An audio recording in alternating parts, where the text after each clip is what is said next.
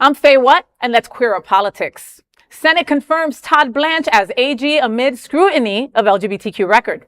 Todd Blanche has been sworn in as the 88th Attorney General of the United States following a narrow 50-49 confirmation vote in the Senate. All Senate Democrats, along with the Republican Senators Susan Collins and Lisa Murkowski, voted against his confirmation. The confirmation follows Blanche's tenure as acting Attorney General, during which his record on civil rights and LGBTQ plus policies faced heightened scrutiny from civil rights organizations.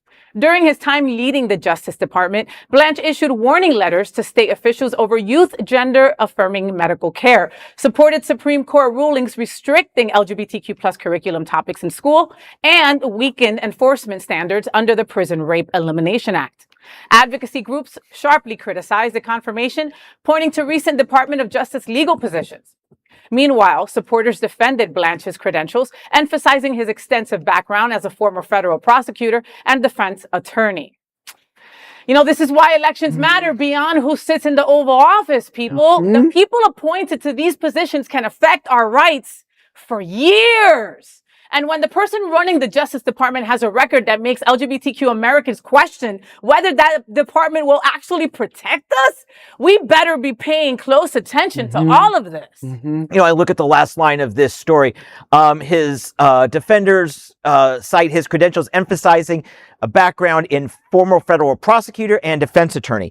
There was a time not that long ago where I would have said, why do we even have this sentence in? That's a no-brainer. Well, the fact is, that's actually a higher bar than some others have had to clear. The state's attorney in Virginia was like a personal injury lawyer or something like that. Janine Pirro from television is sitting in the D.C. circuit judge or prosecutor.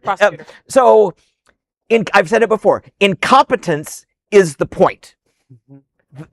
Hurting others and not really having a clue, just walking through like a bull in a china shop, is the point of this administration. And in that criteria, this appointment hits the mark. Well, the crazy part of it is that he was Trump's attorney. I mean, that should have been a disqualification from everybody, Democrat or Republican. Trump's nanny has a position. Okay? Come it's insane that's the situation. And he has openly said that the Justice Department is under the executive branch.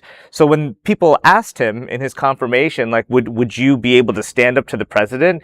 He basically said, the president is the head of the executive branch, and we're under the executive. So he's our boss. He's already said on record, I'm going to do whatever he wants me to do. Oh my God! And if you didn't think things could get worse than his predecessor, whose name shall not be said, otherwise she may appear here, you'd be wrong.